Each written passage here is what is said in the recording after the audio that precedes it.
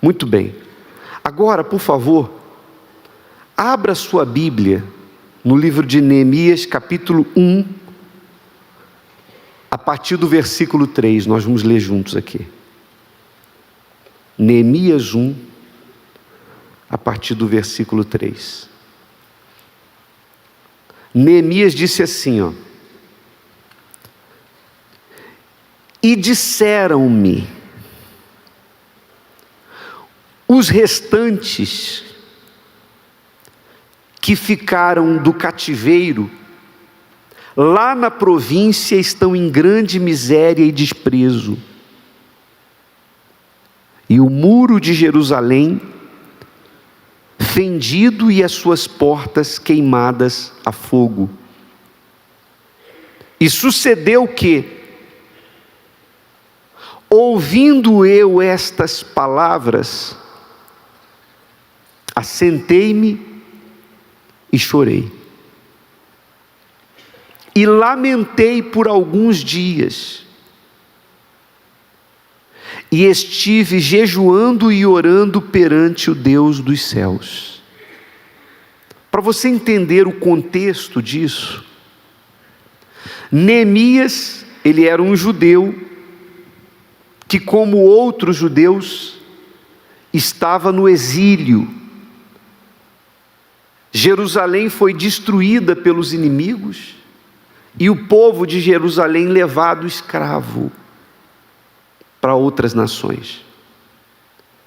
Porém, a situação de Neemias, embora ele também tivesse sido levado de Jerusalém cativo, a situação dele era privilegiada porque ele se tornou copeiro do rei, copeiro-chefe do rei, Artaxerxes.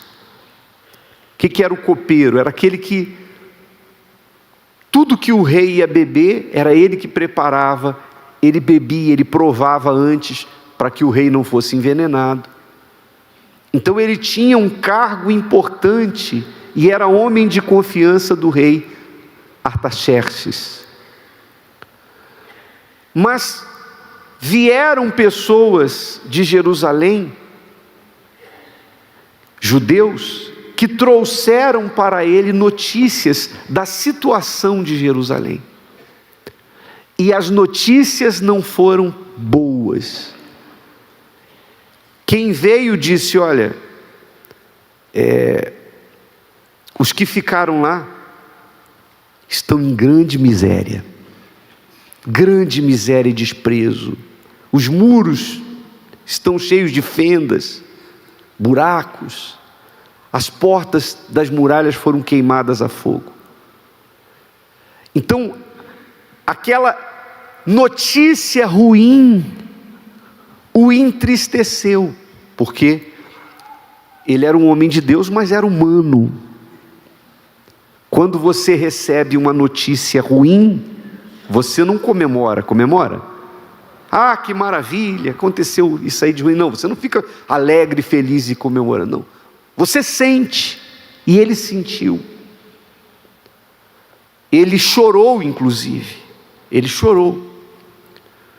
Porém, olha só qual é a reação da pessoa que vive pela fé.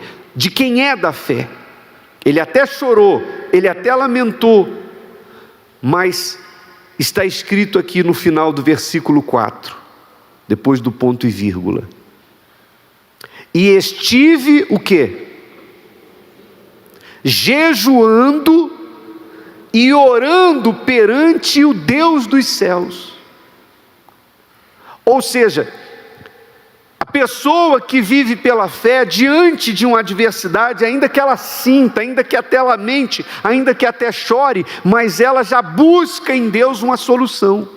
Ela sabe, ele sabia, Neemias sabia, que ele não ia poder mudar aquele quadro pela força do próprio braço. Humanamente falando, tentar reconstruir Jerusalém seria impossível, até porque ele sabia que os inimigos não tinham interesse em que eles se levantassem. Então, na oração de Neemias, ele demonstrou o reconhecimento, ele reconheceu que aquela situação de miséria, aquela situação de destruição que o povo de Israel viveu, que Jerusalém viveu, não era culpa de Deus. Porque alguém poderia questionar e dizer assim, poxa, mas até o próprio rei podia dizer, vocês não servem um Deus vivo, não falam que é um Deus grande, como é que vocês chegaram a essa situação? Mas Neemias, na sua oração, deixou bem claro que ele tinha consciência que aquela miséria, aquela desgraça que Jerusalém se encontrava, não era por infidelidade da parte de Deus, não foi porque Deus errou e deixou de cumprir a sua palavra, mas porque o povo se esqueceu dele. Aliás, a história de Israel, se você ler principalmente Crônicas, 1º e 2º Crônicas e os livros dos reis, 1º e 2º Reis, você vai ver que a história de Israel é uma história de altos e baixos. Ora, Israel estava dominando, lá em cima, cabeça. Ora, Israel estava sendo pisado. Tudo dependia do momento em que o povo vivia, se era de obediência ou se era de desobediência. E nessa feita, Jerusalém foi destruída. Vocês que assistiram a novela O Rico e Lázaro devem se lembrar. Quem assistiu essa novela? Lembra que o povo em Jerusalém dava ouvidos a falsos profetas, ignorava Jeremias, que era o profeta de Deus. O povo apedrejava os profetas de Deus e dava ouvidos a falsos profetas. O povo se corrompeu com a idolatria, deixou entrar em suas casas outros deuses, como diz a Bíblia que eles faziam bolos para a rainha dos céus. A idolatria entrou em Jerusalém. Então, porque eles viraram as costas para Deus e desobedeceram os seus mandamentos, então os inimigos vieram e destruíram tudo. Então Neemias não chegou e falou, ó Senhor, o senhor tem que mudar esse quadro, o que há? Eu não aceito isso. Não, ele sabia que ele não estava nessa condição. Ele estava pedindo misericórdia. Eu sei, Senhor, que o erro foi do nosso povo. Não foi o Senhor que errou, foi o nosso povo que se corrompeu. Ou seja, então, quando ele voltou para Jerusalém, não foi apenas para reconstruir muralhas, mas foi para reconstruir a vida espiritual do povo, foi para restabelecer o culto a Deus, foi para colocar Deus de novo no seu devido lugar, foi para tirar as coisas imundas, as coisas sujas e levar o povo a temer a Deus novamente. E esse é o primeiro passo para quem quer, para a pessoa que chega na igreja com a vida destruída e quer reconstruir a vida. O primeiro passo é se consertar com Deus. Se você está aqui, por exemplo, e diz assim, bispo, eu estou com a minha vida destruída, eu estou com a minha vida arruinada, família, saúde, finanças, etc, etc, etc. Mas você está vivendo no adultério, você está vivendo no pecado, você está com o seu coração com mágoa de fulano, de beltrano, tem ódio de pai, de mãe, guarda ressentimento, você vive uma vida ímpia, uma vida injusta, uma vida de pecado, vive uma vida louca, vida de vícios, uma vida errada. Então, não é por acaso que a sua vida está destruída. A causa é esse afastamento de Deus. O primeiro passo para que a sua vida seja restaurada é você reconhecer os seus erros perante Deus e se humilhar diante dele pedindo perdão, fazendo voto de se consertar diante dele. Porque quando você levanta a vida espiritual, todas as outras áreas tendem a levantar também. Mas se a pessoa estiver caída no pecado e não aceita se converter, e vem na igreja apenas atrás do pão e do peixe, então você vai ficar como quem coloca o carro na frente dos bois e não sai do lugar. Tem gente que vem na igreja, quer reconstrução, mas não quer reconstruir a vida espiritual, ou seja, não quer largar o pecado, não quer largar os prazeres ilícitos desse mundo, mas quer o pão e o peixe, que eram as bênçãos de Deus. Aí a vida não anda. Repara que quando Jesus foi para o deserto e multiplicou pães e peixes, a Bíblia fala de 5.000 homens, sem contar mulheres e crianças. Então você calcula aí para a média de pelo menos 15.000 pessoas no deserto. Teve pão e peixe para todo mundo e ainda sobraram 12 cestos cheios de pedaços de pão e peixe. 15.000 pessoas, mas no dia que Jesus já tinha morrido, ressuscitou, subiu aos céus, e algumas semanas depois, quando estavam os discípulos no cenáculo reunidos e o Espírito Santo foi derramado, quantos tinham lá? Vocês sabem quantos tinham no cenáculo? 120 pessoas, no dia de Pentecostes, que receberam o Espírito Santo. Olha só, no dia do pão e do peixe tinham quantas? Mais de 15.000 pessoas, mas no dia que o Espírito Santo foi derramado, a igreja estava sendo arrochada, perseguida, os cristãos estavam sendo caçados como o rato é caçado pelo gato. Só tinham 120, cadê os 15.000?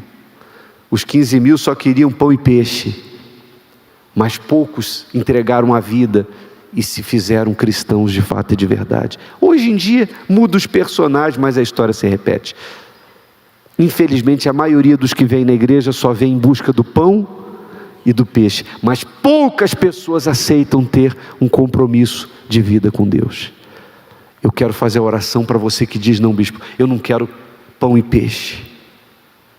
Até quero e preciso, porque saco vazio não para em pé. Mas você que diz assim: eu quero comunhão com Deus, eu quero vida com Deus, eu quero obedecer, eu quero conversão sincera, eu quero salvação, eu quero ter o meu nome no livro da vida, eu quero mais do que tudo, o batismo com o Espírito Santo. Eu quero ter compromisso. Fique de pé, por favor.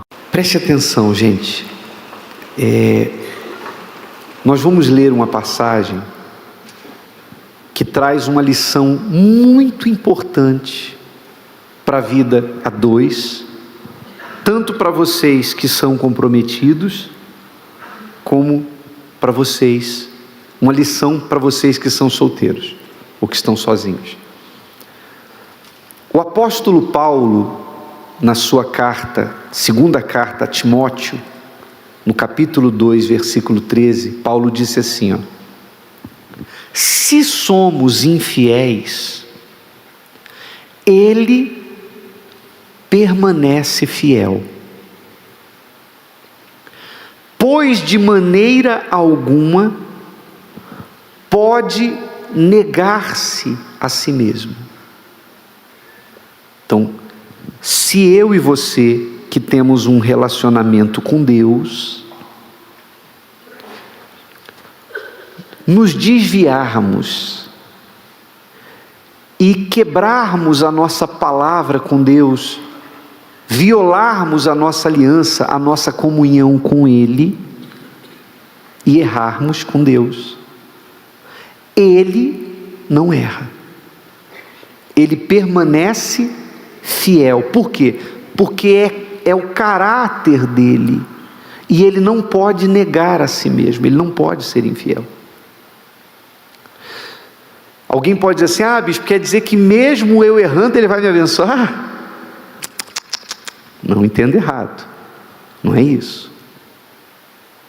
O que essa palavra nos ensina é que se houver falha na aliança com Deus, nunca será do lado de Deus, sempre será do lado humano, porque Ele não muda o seu caráter. Então Ele permanece sendo justo, sendo fiel e fazendo o que Ele tem que fazer como Deus. Ele não muda. E no que isso pode nos ajudar? Ora, é só você transferir a forma com que Deus se relaciona com a gente e use essa luz para o seu relacionamento, imitando Deus. Ou seja, você deve focar na sua parte, independentemente do desempenho da pessoa amada, da parte da pessoa amada. E por que eu digo isso? Porque se Deus, por um lado, Ele tem essa característica de não errar comigo porque eu errei com Ele, Ele permanece fiel. O ser humano, ele tem a tendência de justificar os seus erros com os erros da pessoa amada. É uma frase que, se você identificar ela no seu relacionamento, vocês, quando entrarem num relacionamento futuro, você já tem que fazer com que já entrar com esse pensamento: essa frase nunca pode fazer parte do meu futuro relacionamento. E o seu atual, se já tem essa frase, a luz amarela já acendeu. Qual é a frase? Não, eu fiz isso, mas porque você fez aquilo. Então pronto, ou seja, significa dizer: eu errei porque você errou, ou você não tem direito de falar nada porque você cometeu um outro erro. Então o teu erro justifica eu errar. É isso que a Bíblia fala, que Deus não faz com a gente. A pessoa erra, mas Deus continua focado no compromisso dele, palavra dele, parte dele. Você deixou, Deus é como se Ele dissesse assim: você vai deixar de fazer a sua parte? Problema seu. Eu continuo velando e zelando pela minha parte. Porque a aliança é assim, pessoal. O casamento, a vida amorosa, é dividida em partes. Se você conseguir fazer a sua, você já resolveu 50% dos problemas do relacionamento. Metade dos problemas do relacionamento estarão resolvidos se você fizer a sua parte. Mas nós, seres humanos, temos a tendência de focarmos na parte do outro, e aí fica aquilo: porque você errou, então eu fiz isso porque você fez aquilo. Isso não é só relacionamento marido e mulher, não. Isso acontece mãe e filho, filha, pais e filhos. Um fica jogando na cara do outro o erro do outro, quando o seu é descoberto. Isso já começou lá no Jardim do Éden. Quando Deus cobrou de Eva a desobediência, ela ter desobedecido, ela falou assim: a serpente, foi ela que me induziu. E quando Deus falou com Adão, ele falou assim: como quem diz assim, eu comi, mas foi a mulher que o Senhor me deu, que me convenceu. Como quem diz assim: se o Senhor não tivesse dado essa mulher para mim, eu não teria errado. Então é a rebatida, sabe? Dentro do relacionamento você pode chamar isso de a rebatida. Ou seja, a pessoa fala assim: você fez isso, poxa, fulano, você fez isso. Ah, eu fiz, mas você fez aquilo. Então, quando isso, vocês solteiros já tem que colocar dentro de si assim: essa frase nunca eu vou usar, porque eu vou começar errado. E você casado que diz assim: bispo, essa acontece, essa frase eu já disse, então procure abolir ela do seu relacionamento. Eu sei que às vezes o que a gente fala aqui parece ser uma coisa impraticável. Às vezes parece que, poxa, será que eles nunca falaram isso? Eu já falei. E isso pode ser até em pequenas coisas. Por exemplo, eu vou chegar em casa, eu guardo um blazer no cabide. Então, se eu chego lá, já aconteceu isso comigo e com ela, e eu vejo que não tem cabide, já aconteceu, não tem cabide, então eu vou deixar aqui em cima do móvel mesmo. Aí se ela fala assim: vem cá, você não colocou o blazer no cabide? Eu falo: mas você não colocou cabide para eu colocar? São coisinhas pequenas, bobagens, referentes à arrumação da casa. Está entendendo? Às vezes a pessoa, agora tem coisas que são mais sérias, uma mentira, aí já é diferente. E aí a pessoa diz assim: não, eu menti porque se eu falasse a verdade você não iria me entender, porque Porque você não costuma entender, quer dizer, então, eu errei porque você também erra. Aí já é caráter. Eu escondi de você isso aqui que eu comprei, porque se eu falasse você não ia deixar. Então, em outras palavras, você é mão de vaca, por isso eu não falo o que eu vou comprar. Então eu erro, mas você também tem o seu erro.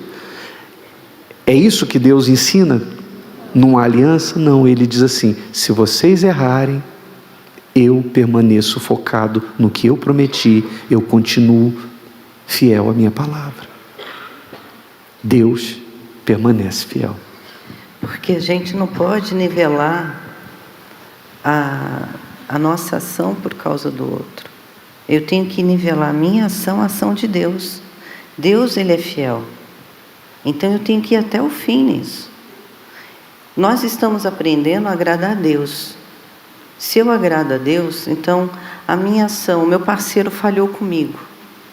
Porque às vezes fica naquela coisa assim, eu estou mudando, eu estou buscando, estou focada na minha mudança, mas aí a gente olha assim, mas ele mudou? Ele não mudou. Aí você vai o quê? Cansando de investir em você, porque você não vê retorno no teu parceiro. Só que isso não pode acontecer. Não está vendo? Você tem que ser fiel. Se ele está errando, se ele está falhando, é ele com Deus. E você vai obedecendo, você vai sendo fiel. Porque Deus, Ele não muda, Ele permanece o mesmo. Então, se eu quero ter um relacionamento em primeiro lugar com Deus, eu tenho que permanecer na minha fidelidade e na minha obediência. E não posso descer ao nível da pessoa, pagar na mesma moeda. Porque muitas das vezes a gente faz isso, paga na mesma moeda. Você fez isso, você mentiu, então também vou mentir. Você acaba indo para o lado negativo.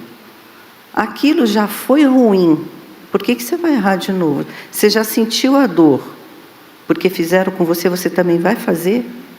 Não existe isso. Então, desculpa interromper, mas às vezes o solteiro que já foi decepcionado, ele diz assim: eu também não vou levar mais ninguém a sério. O que fizeram comigo? Eu vou bagunçar o coreto agora. Porque já fizeram comigo também assim, então eu vou ser assim. Quer dizer, as pessoas erram, e aí você também desfoca da sua parte e vai errar com outras pessoas. Não é inteligente isso. Não, me machucaram, então vou sair machucando? Não. Eu vou me curar. Porque é um Deus Todo-Poderoso que cura. As suas escolhas fizeram, os seus erros te trouxeram aqui. Então, daqui para frente eu vou acertar com Deus. Se Ele está fazendo ou não, é pedindo força para Deus. Eu tenho que ser focada. Para quê? Para eu ter resultado da minha fé. Eu tenho que nivelar a minha ação com a ação de Deus. Isso aqui agrada a Deus? Não, então eu não vou fazer. E assim a gente tem que caminhar e crescendo e mudando, forçando, porque eu estou fazendo, não estou sentindo dor. Vai sentir, mas depois você vai vendo que agradar a Deus te traz um retorno muito maior. É muito prazeroso. Você agrada a Deus, Deus te responde. O primeiro casamento tem que ser com Deus. Por que às vezes a pessoa tem um relacionamento e ela quer dar certo com a pessoa amada, mas ela não consegue focar na parte dela? Porque ela não é casada com Deus. Porque suponhamos que ela erre comigo, mas se eu errar com ela, também eu vou estar errando com quem? Com Deus. Então antes dela tem Deus. Quando eu me casei com a Rosana, eu já era casado com Deus. Quando ela se casou comigo, ela já estava casada com Deus. Aliás, foi por isso que eu a aceitei, e é por isso que ela me aceitou. Porque um sabia que o outro já tinha se casado com Deus, compromisso com Deus. Então, se eu tenho que tomar uma decisão entre errar e não errar, não é só por ela, é primeiro porque eu sou casado com Deus. E se eu vier a decepcioná-la, eu já decepcionei ele primeiro. Por isso que esse folheto está na sua mão. Qual o título dele em cima? Casamento com Deus. É isso que falta para muitas pessoas. Elas querem resolver o problema com a pessoa amada, ou querem se casar, com alguém, vocês que são solteiros, mas não quis casar com Deus. Então, a base do nosso casamento é que quando nós nos conhecemos, já tínhamos assumido um compromisso com Deus. Deus já era o meu marido, Deus já era o marido dela. Bicho, mas o senhor, homem, Deus era o marido? É, porque a igreja é a noiva, a igreja não tem sexo. Olha o que diz aqui, em Isaías, nessa passagem bíblica que está no próprio folheto. Está escrito o quê? O Senhor Todo-Poderoso o quê? Será seu marido. Deus tem que ser seu marido, homem. Deus tem que ser seu marido, mulher. Se você não casar com ele, o outro casamento vai ficar comprometido. Mas se você casar com ele primeiro, o outro casamento vai estar calçado. Amém? Dia 5, nós vamos fazer aqui a cerimônia do seu casamento com Deus. Uma cerimônia diferente, em que você vai casar com Deus. Como é que vai ser esse casamento? Você vai dizer palavras que nós vamos te orientar, assumindo um compromisso de obediência a Deus e de ser fiel a Ele, antes de ser fiel à pessoa amada que existe ou aquela que vai existir na vida de vocês. Nesse dia eu queria que nós vamos com 2 coelhos, aliás, vamos matar 2 coelhos com uma cajadada só. Você vai trazer 2 testemunhas para orarem com você, e além disso você vai estar evangelizando, porque essas pessoas vão ser tocadas pelo Espírito Santo. Por isso que você está com 2 convites. Já comece a trabalhar. Tem 2 semanas. Vai ser que dia? Dia 5. Sem ser nessa quinta próxima, na outra. Você vai 2 semanas para você convidar essas 2 pessoas. No dia, nós vamos dar para você esse diploma aqui, ó, que você vai guardar como recordação dessa cerimônia. Um diploma que vem escrito casamento com Deus, o Senhor Todo-Poderoso será seu marido. Você vai escrever o seu nome e as 2 testemunhas, seus convidados vão assinar lá na entrada. A gente vai colocar um tapete especial aqui, vocês vão vir à frente com os seus convidados e você vai dizer palavras, não da boca para fora, mas em espírito, que você vai levar Deus a sério. Vai ser o dia do seu casamento com Deus. Marcos capítulo 11, versículo 1, diz assim, ó: E logo que se aproximaram de Jerusalém, de Betfagé e de Betânia, junto do Monte das Oliveiras, enviou 2 dos seus discípulos e disse-lhes: Ide à aldeia que está defronte de vós, e logo que ali entrardes, encontrareis preso um jumentinho, sobre o qual ainda não montou homem algum. Você vê que Jesus tem que ser o primeiro, né? Em tudo, a primícia é dele. Ele tem que ser o primeiro. Não poderia ser um jumentinho sobre o qual alguém já tivesse montado, porque Jesus não pode ser o segundo. Ele tem que ter a primazia, ele tem que ser o primeiro. Então ele disse: soltai-o e trazei-mo. E se alguém vos disser: por que fazeis isso? Dizei-lhe que o Senhor precisa dele, e logo o deixará trazer para aqui. E foram, e encontraram o jumentinho preso fora da porta, entre 2 caminhos, e o soltaram. E alguns dos que ali estavam lhes disseram: que fazeis soltando o jumentinho? Eles, porém, disseram-lhes como Jesus lhes tinha mandado, e deixaram-nos ir. Eles simplesmente obedeceram, né? Porque parecia óbvio que as pessoas iriam se opor, achando que eles estavam roubando o jumentinho. Os discípulos simplesmente obedeceram e eles deixaram que eles levassem o jumentinho.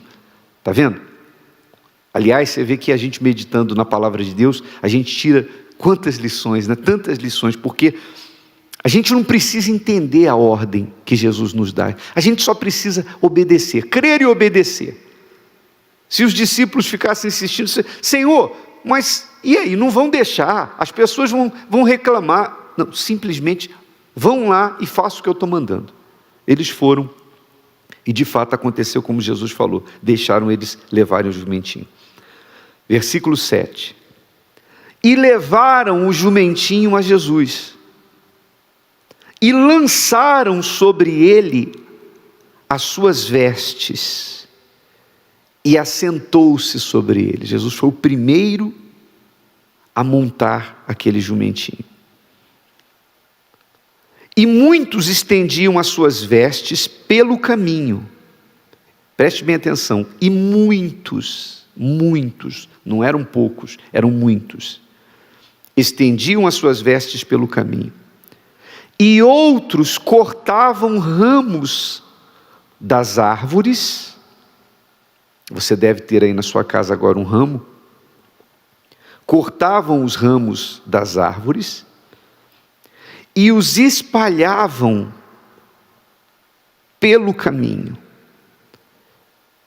E aqueles que iam adiante e os que seguiam clamavam dizendo: Hosana, bendito o que vem em nome do Senhor. Bendito o reino do nosso pai Davi, que vem em nome do Senhor. Hosana nas alturas. E Jesus entrou em Jerusalém, no templo, e, tendo visto tudo em redor, como fosse já tarde, saiu para Betânia com os 12. Então, essa foi a entrada triunfal de Jesus em Jerusalém, como nós acabamos de ver essa passagem retratada na novela Jesus, o trecho que colocamos no ar. Então Jesus entra em Jerusalém e naquele momento não havia quem não soubesse da fama de Jesus. Todos tinham conhecimento dos milagres que Jesus operou. Purificou leprosos, fez andar os paralíticos, abriu os olhos dos cegos, ressuscitou mortos. Então a fama de Jesus havia corrido por toda parte. E no momento em que Jesus entra em Jerusalém, ele é aclamado pela multidão. As pessoas o recebem dizendo Hosana ao que vem em nome do Senhor. Ele é então adorado. As pessoas o recebem com louvor. Isso no domingo, quando acontece a entrada. Mas os dias que viriam a seguir seriam dias maus, quando os sacerdotes já estavam macomunados com o poder público da época, os governantes da época, para prenderem Jesus. E dias depois, em que se ouviu o grito da multidão dizendo Hosana ao que vem em nome do Senhor, dias depois, alguns dias depois, quando Pilatos colocou de um lado Barrabás e do outro Jesus, e perguntou ao povo a quem ele soltava, a quem ele deveria soltar, qual preso deveria ser solto e quem deveria ser condenado, então o povo gritou: solta Barrabás e crucifica Jesus.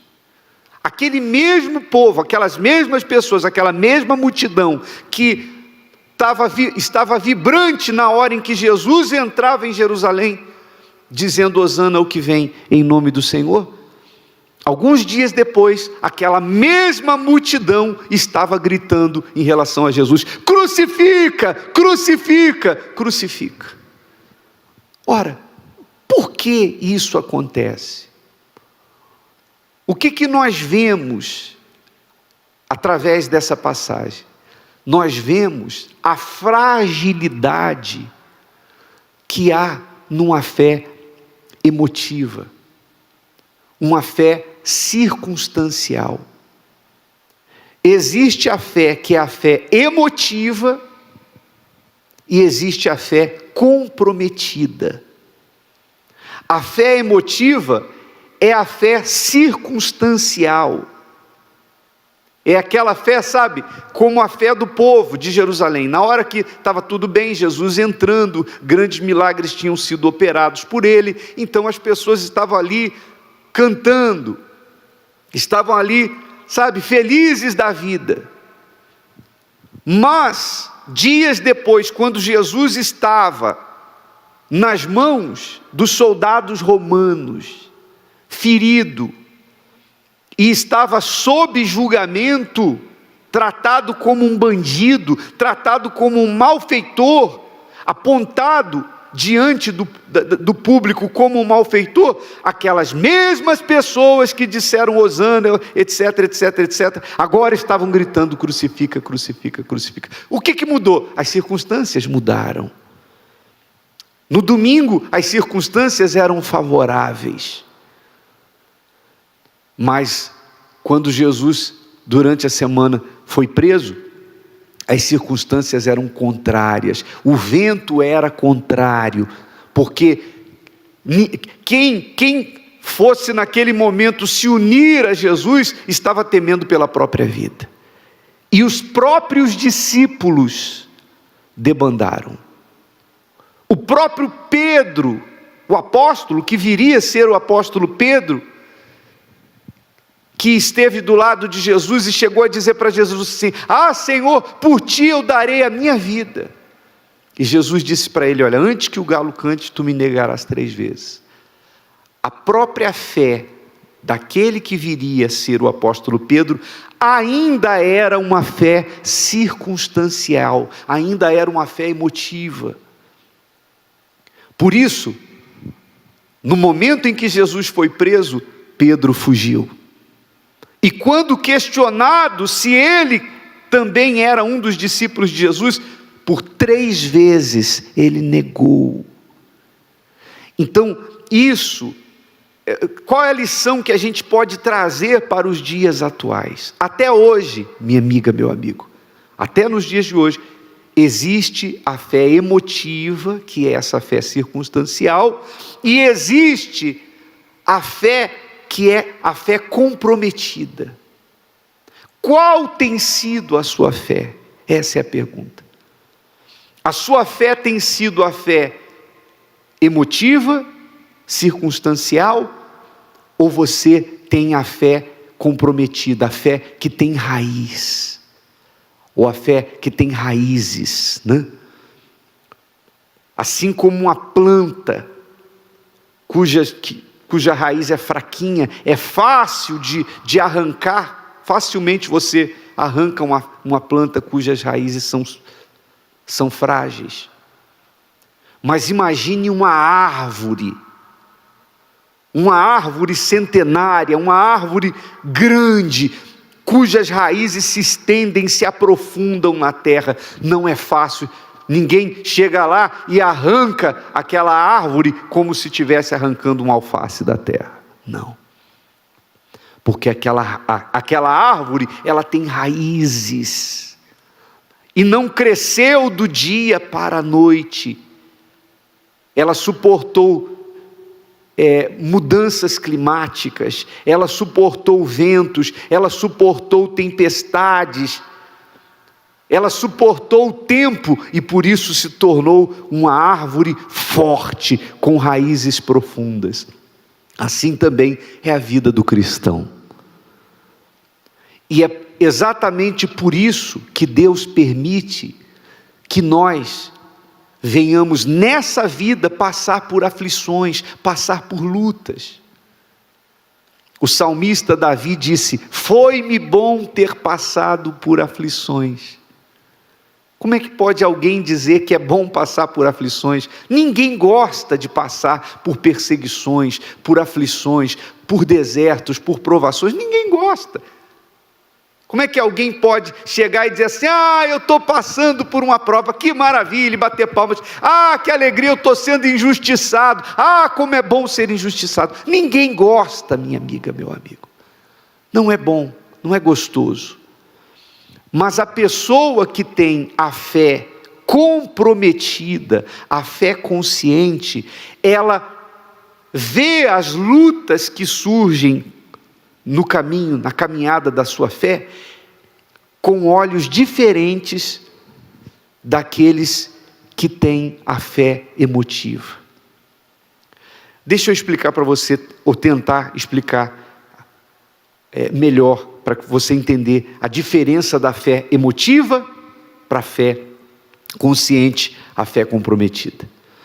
A fé emotiva, ela se baseia no que os olhos veem, no que os ouvidos ouvem, ela se baseia naquilo que está acontecendo ao seu redor. A fé emotiva, ela se baseia nas circunstâncias, ela é circunstancial, depende do que acontece ao redor.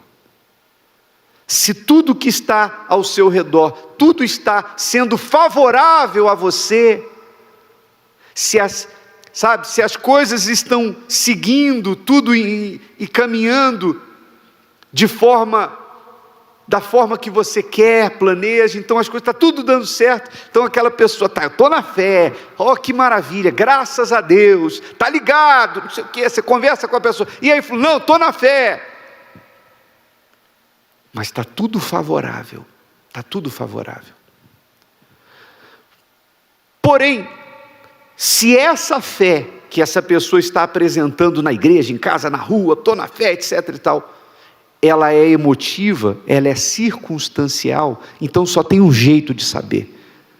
As circunstâncias têm que, o quadro ao redor dessa pessoa tem que ser mudado. Tem que acontecer o oposto. Ao invés de tudo ser favorável, então tudo se torna contrário. Então, os ventos começam a ser contrários. Ao invés da pessoa ter apoio em relação à sua fé, ela começa a ser criticada, a família critica, os amigos criticam, a sociedade critica, o mundo se opõe a ela, está tudo, você olha para todos os lados e o que os seus olhos lhe mostram, o que os seus ouvidos ouvem, nada lhe dá razão para acreditar que você vai vencer.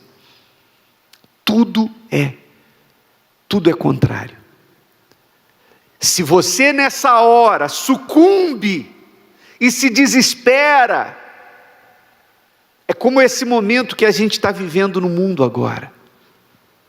Se você é aquela pessoa que por conta do coronavírus, das notícias que vai recebendo, morreu agora morreram 100, agora morreram 200, e em tal lugar morreram tantos, e todas as previsões agora de que será o caos, vai acontecer. Se você é aquela pessoa que diante de tudo isso, você se desespera, não consegue dormir de noite, mesmo que tendo aí, você tem a Bíblia em casa, você é aquela pessoa que tem um título dentro de uma igreja, você tem até a sua função dentro de uma denominação, você tem aparentemente você é uma pessoa de fé, mas nesse momento de turbulência que o mundo vive, você já não está conseguindo dormir de noite, você já não tem paz, você já acha que, será que eu vou morrer, será que eu vou pegar, será que essa doença vai me matar, será que isso vai acabar me contaminando? Então a sua fé é uma fé circunstancial. A sua fé é uma fé emotiva, porque ela se baseia nas circunstâncias. É uma fé que não tem raiz. E você não pode contar com essa fé. E se você diz assim, bispo, e que fé eu devo ter? Você deve e precisa ter, e isso é uma questão de sobrevivência espiritual, você precisa ter a fé consciente, a fé revelada. E qual é a fé consciente? A fé consciente é a fé que ignora as circunstâncias, Não importa o que os seus olhos estejam vendo, não importam as notícias, quão contrárias elas sejam, o que importa para você é o que está escrito na palavra de Deus. Você tem a consciência de que os céus e a terra vão passar, mas a palavra de Deus não vai passar, ela não vai falhar. Aquilo que está escrito vai se cumprir.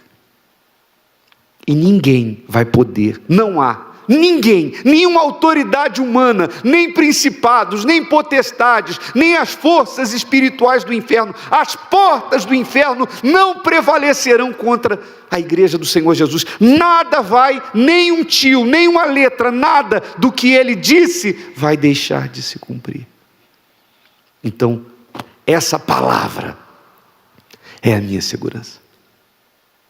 Por isso você fica em paz. Então, essa fé consciente é a fé que faz você ter paz nessa vida. Por exemplo, o que o apóstolo Paulo disse? Ele disse assim, eu sei em quem tenho crido. Eu sei. Cabeça, consciência. Ele não disse eu sinto em quem tenho crido. Ele disse eu sei em quem tenho crido. Sei, eu conheço a Deus. O apóstolo Paulo, ele nos mostra que quando você tem a revelação do Espírito Santo para a sua vida, quando você sabe em quem você tem crido, então você não tem que temer a nada. Por isso ele disse, o viver para mim é Cristo, e o morrer é lucro. Por exemplo, está acontecendo tudo isso aí, se alguém disser assim, ô bispo, e se eu pegar o coronavírus e morrer? O viver é Cristo, o morrer é lucro. Quando você tem uma fé pautada na palavra de Deus, então você não tem medo de nada, nem na vida e nem na morte, porque você sabe que em qualquer situação Deus estará com você, e você estará com Deus, não importa o que vier. A pessoa que tem a fé com raízes, a fé consciente, ela sabe que tudo que está acontecendo no mundo agora, está acontecendo com a permissão de Deus. Deus está permitindo, Deus não está fazendo, mas ele não é Deus, para acontecer ele não tem que permitir, ele está permitindo, e na verdade, tudo isso está servindo como um sinal. É um sinal, ele está falando conosco, é como se ele dissesse assim, se preparem porque a hora está próxima. O arrebatamento está muito próximo, o mundo está se afunilando, tudo que está acontecendo, essa questão da economia, do mundo, a globalização, tudo que está acontecendo no mundo, minha amiga, meu amigo, está preparando o palco para o anticristo, para um governo único. Tudo está caminhando para isso. Então, se você tem a fé consciente, você olha para tudo isso, a gente não gosta, quem é que vai gostar, por exemplo, de ter que ficar o tempo todo dentro de casa? É ou não é verdade? Você quer ter liberdade para ir e vir, sair, fazer as suas coisas? Ninguém gosta disso, mas essas notícias, no fundo, elas servem como um sinal. Eu me lembro que quando era criança, você deve lembrar disso, quando a gente estudava, a gente entendia os sinais na escola, por exemplo, dava determinada hora, tocava um sinal, não precisava ninguém dizer assim, tem que ir para o recreio, tocava o sinal, a sala todinha levantava e ia para o recreio, a gente sabia o que aquele sinal significava. Dava a hora de ir embora, tocava lá também o sinal mostrava que era o horário de entrar, o horário de sair, o horário de terminar uma aula, de começar outra aula. Então a gente entendia os sinais ainda que ninguém precisasse falar nada. Então quem tem a fé consciente entende os sinais e sabe que tudo que está acontecendo aí, minha amiga, meu amigo, é nada mais, nada menos do que o cumprimento da palavra de Deus. Por isso, ainda que a gente não goste, mas dentro de você há uma paz, porque você sabe que tudo está acontecendo dentro do controle do nosso Deus, e você sabe em quem você tem crido. Agora, se você não tiver essa fé consciente, você pode cantar como o Hosana, como eles fizeram na entrada triunfal de Jesus em Jerusalém, mas na hora da rebordosa, na hora do vento contrário, a pessoa não suporta, não. E se você diz assim, para que eu não me estenda aqui, não fique falando muito, se você disser assim, ô bispo, o que eu preciso para ter essa fé consciente? Você precisa ter uma experiência pessoal com Deus, é a fé revelada, é a fé que vem não simplesmente porque você leu a Bíblia ou porque você ouviu alguém falar de Deus, mas é a fé que nasce de um encontro real e pessoal com Deus. O Espírito Santo pode se manifestar para você aí agora, aí onde você está, na sua casa, na sala da sua casa, aí no seu quarto, aí no presídio, numa cela de presídio, aí no hospital, onde você estiver. Você quer receber o Espírito de Deus que traz essa fé consciente? Então coloque-se de pé agora. Coloque-se de pé. Isso.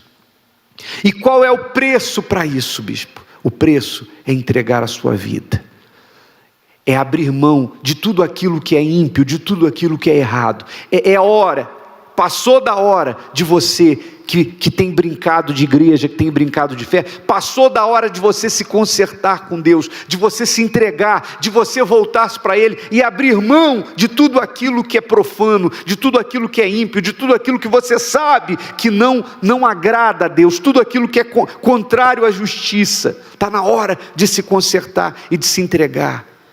Hoje, você sabe, nós estamos em concordância fazendo um jejum pela nação. E nós, além do jejum hoje, estamos iniciando o jejum de Daniel. Você sabe que o jejum de Daniel na Igreja Universal é um período em que nós procuramos nos abster ou ficamos fora das notícias. Tem pessoas esses dias que estão ficando cada vez pior dentro delas à medida que elas recebem notícias. Então nós estamos iniciando hoje um jejum de Daniel que vai durar até que essa situação toda acabe. E nesse período você vai ficar voltado única e exclusivamente para a palavra de Deus e desligado de tudo desse mundo, bebendo apenas da fonte espiritual que é o Senhor Jesus.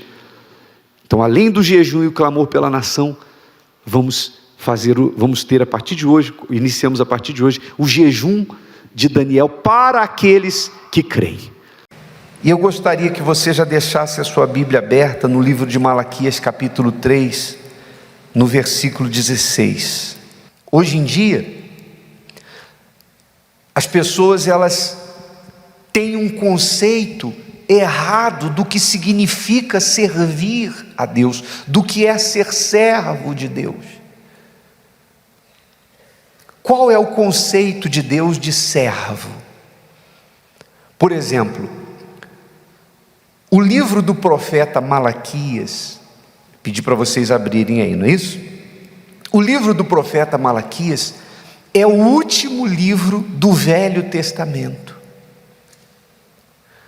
Ou seja, foi o último profeta que Deus usou antes do nascimento de Jesus, antes de Jesus vir ao mundo. Foi o último profeta através do qual Deus falou na tentativa de fazer com que o povo de Israel se voltasse para Ele. Se você avaliar a história do povo judeu, a história do povo de Israel, desde o princípio, desde Jacó e Israel, que teve os filhos e descendentes de Abraão, a história de Israel sempre foi de altos e baixos. Ora, Israel estava afinado com Deus e então Israel se distinguia de todas as outras nações da terra, se tornava uma nação separada, uma nação que era propriedade peculiar de Deus, era como a menina dos olhos de Deus, e quem se levantasse contra Israel se fazia culpado. Deus poupava Israel como um pai poupa o seu filho que ama. Mas daqui a pouco os anos se passavam e o povo de Israel se desviava daquilo que estava escrito, dos estatutos de Deus, dos seus mandamentos. O povo se corrompia, e aí o povo se tornava mais uma nação na face da terra comum. Israel era dominado pelos inimigos, humilhado, envergonhado.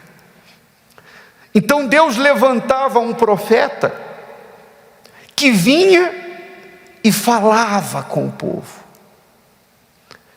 e com muito esforço, e na maioria das vezes, depois de ter colhido o que plantou, o povo gemia nas mãos dos inimigos, gemia porque a própria natureza se voltava contra Israel, o céu não dava chuva, a terra não dava a semente, não dava o fruto.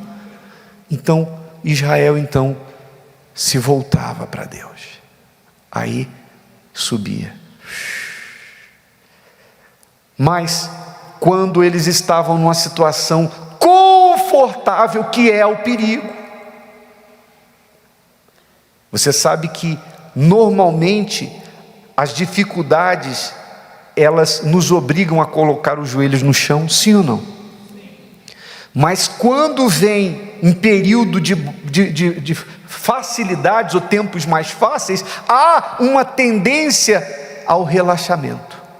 Então Israel se corrompia e tratava a Deus de forma ingrata, e então vinha de novo a seca, a fome, a terra não dava semente, os inimigos dominavam Israel. Israel deixava de ser uma nação distinta, de se distinguir das demais nações da terra, e se tornava mais um povo no meio de tantos. Quem está me entendendo faz assim. Muito bem.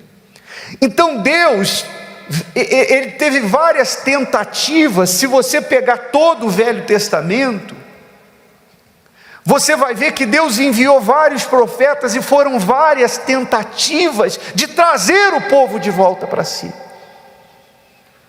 Mas o povo novamente se corrompia. Qual foi o último profeta que Deus então tentou? Malaquias. Malaquias foi o profeta. Se eu fosse você, eu leria. Eu estou meditando nesses dias são 4 capítulos só o livro de Malaquias, e eu nunca vi com os olhos que estou vendo o livro do profeta Malaquias. Então o profeta Malaquias foi aquele profeta que chegou para falar com Israel quando Israel estava no auge do do relaxamento espiritual. O povo de Israel, não que o povo tinha parado de orar ou de ir ao templo, continuava o templo aberto, haviam os sacerdotes, haviam sacrifícios, haviam orações, mas Deus não considerava a fé do povo de Israel naqueles dias. Por quê? Porque o povo passou a fazer tudo mecanicamente. O povo se tornou aquele povo, como Jesus disse, que o honrava apenas com os lábios, mas o coração estava longe de Deus. Repare que numa das passagens mais conhecidas do livro do profeta Malaquias, Deus usou o profeta para dizer para o povo assim: se eu, o filho, honro o pai, o servo honra o seu senhor. Se eu sou pai, cadê a minha honra? E se eu sou o Senhor, cadê o respeito para comigo? Deus usou o profeta. Essa passagem vocês conhecem, não conhecem? Você já ouviu várias vezes pastores falando sobre isso. Deus disse: o filho honra o pai, o servo o seu senhor. Se eu sou o pai, onde está a minha honra? Se eu sou o Senhor, onde está o respeito para comigo? Então Deus, Ele cobrou do povo. Por quê? Porque o povo o chamava de pai, o chamava de Senhor, mas Ele dizia: vocês não me honram, vocês não me obedecem, vocês não me consideram. Não havia temor. O povo, os homens estavam casando-se com mulheres estrangeiras, contrariando o que Deus havia deixado escrito na lei de Moisés. O povo colocava no altar animais, entregava animais que eram cegos, mancos, feridos, machucados, e os sacerdotes não se importavam com isso e ofereciam a Deus aquele animal coxo, aquele animal cego, defeituoso. Então eles desprezavam o nome de Deus.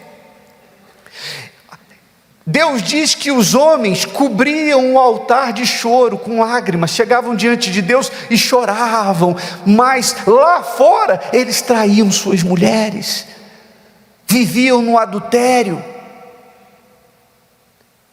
Não havia temor, não havia respeito. E pior, o povo ainda discutia com o profeta. Quando o profeta Malaquias vinha e dizia: vocês estão desprezando o Senhor, eles diziam: no que nós estamos desprezando? Eles discutiam, eles reclamavam de Deus, eles eram tão ingratos que eles ainda culpavam a Deus. Quando o profeta fala assim: vós me roubais, eles disseram o que para o profeta? Em que roubamos? Que negócio é que nós? Em que roubamos? Ou seja, eles estavam cobertos de religiosidade e se achavam de Deus, mas Deus não os considerava seus servos. Então Deus enviou o profeta Malaquias. Aliás, uma das coisas que o povo dizia que era inútil, é inútil servir ao Senhor, inútil é servir a Deus. A gente vem aqui no templo, a gente faz os sacrifícios e não adianta nada, é inútil. E é aí que Deus usa o profeta para falar isso que a gente vai ler aqui, no capítulo 3, versículo 16, abra aí a sua Bíblia. Deus diz assim: então aqueles que temeram ao Senhor falaram frequentemente um ao outro, e o Senhor atentou e o quê?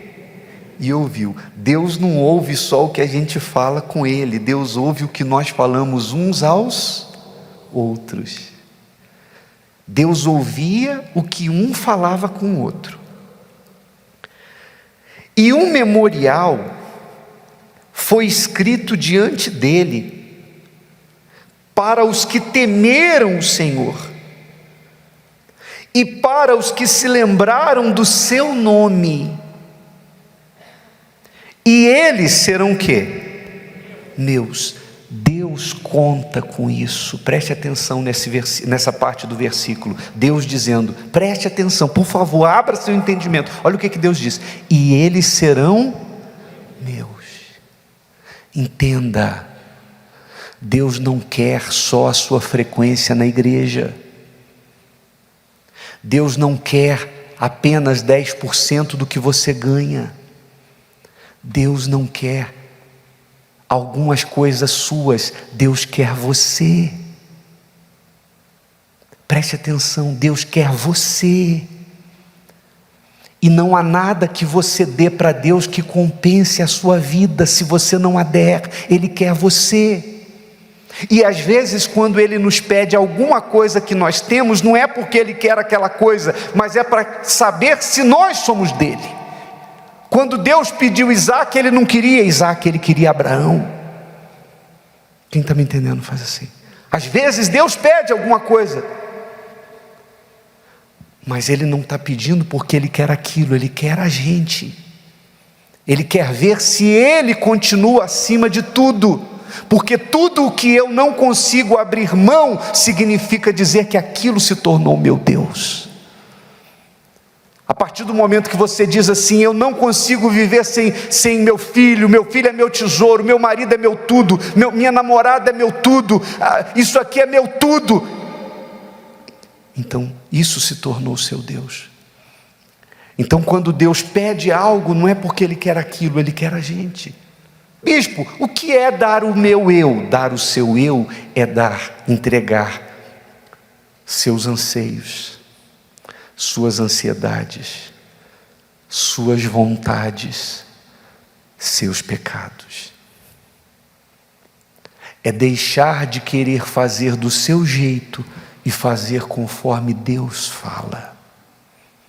Independentemente de sentir vontade ou não de fazer, é viver em obediência. Amém, pessoal?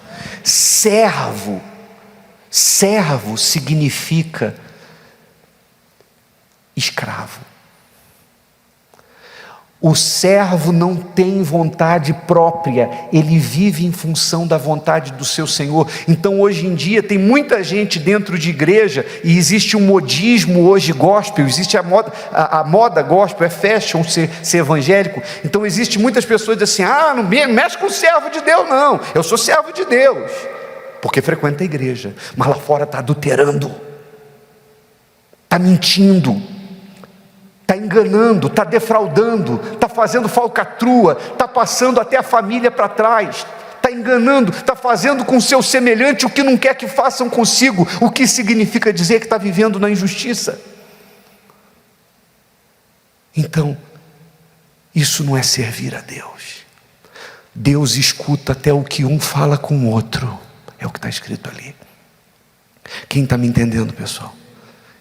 Então, esse conceito de ser servo de Deus, se limitando a frequentar a igreja e entrar na moda fashion e cantar, isso não quer dizer que serve a Deus. O povo, nos dias do profeta Malaquias, eles tinham uma rotina religiosa. A religião muda rotinas, o Espírito Santo muda a essência, muda aqui dentro, muda o interior. Amém, pessoal? Amém. E quando se é servo, ele vem. Se não vem, é porque não é servo. Porque quem transforma, quem nos capacita a servir é o Espírito Santo. Então, diz aqui que eles ouviram, Deus ouviu o que um falava com o outro. Vou voltar aqui no versículo 16. Então aqueles que temeram ao Senhor falaram frequentemente um ao outro, e o Senhor atentou e ouviu. E um memorial foi escrito diante dele para os que temeram o Senhor e para os que se lembraram do seu nome. Quer dizer, no meio daquele povo corrompido, tinham ainda aqueles que permaneciam tementes e não aceitavam a ingratidão dos outros. Sempre tem os diferentes. Não existe os melhores, existe os diferentes. Nós não somos melhores que ninguém, mas Deus não aceita que sejamos iguais ao mundo. Amém, pessoal? Lá na cruz tinha 2 ladrões. Os 2 eram ladrões, mas um era diferente. Sim ou não? Caim e Abel, os 2 tinham suas falhas, mas um era diferente. E Jacó e Esaú, os 2 tinham falhas, e olha que falhas que Jacó tinha, mas Jacó era diferente. Sempre foi assim. Deus não exige que você seja o melhor, mas Deus quer que você seja diferente. Então, naqueles dias Deus viu que haviam os que ainda eram diferentes e temiam, porque a diferença começa conosco. Às vezes a pessoa diz, Deus, eu quero ver a diferença na minha vida, e Deus está assim, mas eu também quero ver a diferença entre você e os incrédulos lá fora, porque você vem na igreja e é igual a eles. Sim ou não? Versículo 17, e eles serão meus, diz o Senhor dos Exércitos, naquele dia serão para mim joias, poupa-los-ei, como um homem poupa seu filho que o serve. Filho que o serve. A coisa mais importante é você servir a Deus. O título, preste atenção, o título mais nobre que você pode ter nessa vida é o título de ser servo do Deus Altíssimo. Quando Deus falava de Moisés, ele falava, Moisés, meu servo. Quando ele defendeu a Jó diante de Satanás, ele disse, tens visto o meu servo Jó? Servo é protegido. Deus disse que trata o servo como uma joia, que guarda, que protege. Você não deixa uma joia no quintal, na calçada, deixa? Não. Você guarda, você protege, você põe num cofre. Então Deus fala de proteger. E aí ele fala no versículo 18, para encerrar: então voltareis e vereis a diferença entre o justo e o ímpio, entre o que serve a Deus e o que não o serve. Então Deus quis dizer o seguinte: vocês estão falando que é inútil me servir. Eu já mostrei, estou traduzindo para vocês numa linguagem mais fácil. Eu já mostrei para vocês ao longo da história que eu faço diferença entre quem me serve e quem não me serve. Tem várias histórias aí para vocês verem no passado. De Abraão a todos os profetas, a Jó, e, enfim, a Daniel, eu já mostrei. Mas outra vez eu vou mostrar, e vocês vão ver que eu faço diferença. Mas eu não faço diferença entre negro e branco, entre rico e pobre, entre culto e analfabeto, entre gordo e magro, entre bonito e feio. Eu faço diferença entre quem me serve e quem não me serve. Então nós queremos que você prospere, queremos. Nós queremos que você seja feliz no amor também. Nós queremos que você desfrute do melhor dessa terra, que você resolva os problemas familiares, tudo isso. Aliás, há promessas para tudo isso.